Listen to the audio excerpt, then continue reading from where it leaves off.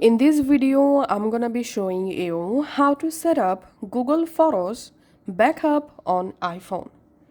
First of all, go to your App Store and search for Google Photos and install the Google Photos app on your iPhone. Once the app successfully installed, go to Google Photos app. Now, select a Google account to use your Google Photos. So I'm selecting this account for example, and here we can see backup photos and videos on this device automatically.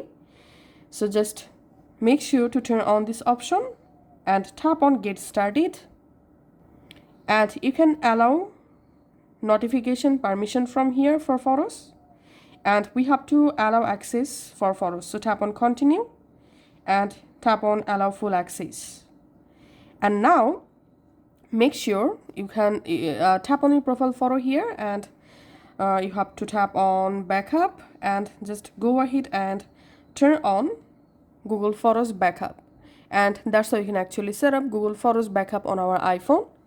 Now on every photos you capture using your iPhone, those photos and videos will be automatically back up to your Google Photos app.